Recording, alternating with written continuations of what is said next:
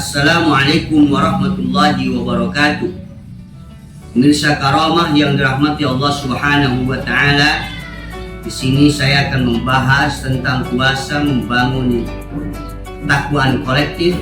Ketakwaan kolektif akan berefek pada kemajuan peradaban satu bangsa. Kita lihat pemanaan dari puasa itu sendiri. Bagaimana puasa dapat membangun ketakwaan. Takwa secara umum kita pahami yaitu imtithalu awamirillah wa ijtinabu nawahihi, mengikuti perintah dan menjauhi larangan. Dengan bahasa lain adalah standar operasional prosedur, karena di dalam setiap apapun terdapat petunjuk perintah dan petunjuk larangan. Itu yang disebut takwa. Dalam ibadah ada petunjuk perintah dan petunjuk larangan. Dalam pekerjaan, pertanian, buruh, dan lain sebagainya ada petunjuk perintah dan petunjuk larangan. Maka efek dari puasa insya Allah akan menyebabkan setiap individu itu akan taat pada petunjuk perintah dan petunjuk larangan.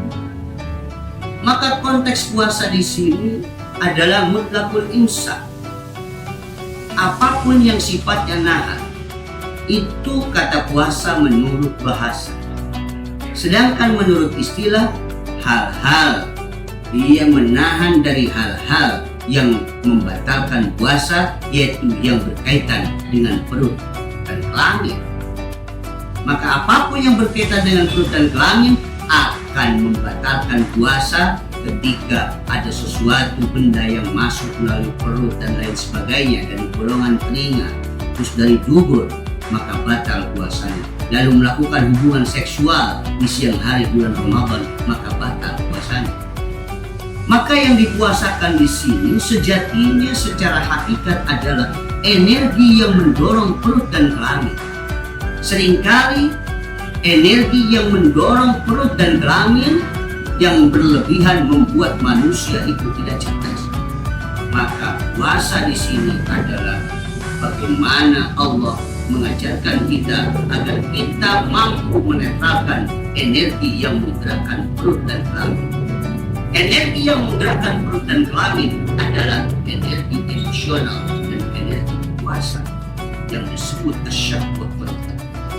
Maka siapapun yang mampu mempuasakan emosinya sehingga netral dan mampu menetralkan kepuasannya sehingga selaras, maka efeknya ia akan menjadi manusia yang betul-betul SOP dirinya sebagai manusia.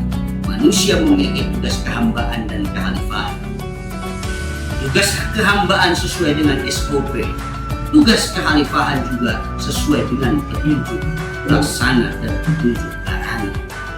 Maka dari itu, orang yang sesuai dengan petunjuk pelaksana dan petunjuk larangan dalam lintas bidang kekhalifahan, petadinya sesuai SOP, pedagangnya sesuai SOP, pejabatnya sesuai SOP, dan dia melaksanakan itu atas dasar amanat keimanan dan mampu menetralkan jiwa raganya, maka setiap lintas bidang akan melakukan orang ketakwaan, taat pada aturan. Maka secara kolektif ketika ketakwaan itu sesuai dengan pola SOP-nya masing-masing dirinya sebagai hamba dan khalifah dilakukan secara kolektif, maka akan muncul yang namanya peradaban rahmani yang insya Allah akan muncul di negara kesatuan Republik Indonesia. Dengan bahasa saya yang saya nawarkan, tuqatuhum min hirfatin mukhtalifah kulla wadifatin hiya muttasifah ruqyatuhu tusdiru lahu makhraja rizqahu la yahtasibuhu warraja lawil qura amana wa taqalafa karena barokati yakunu qalkafa. Ini dikibas dari walau anna ahlal qura amanu wattaqau lafatahna alaihim barakatim minas samai wal ard walakin kadzabu fa akhadnahum bima kanu yaksibun. maka pola ketakwaan akan berefek pada terbukanya keberkahan dari langit dan bumi.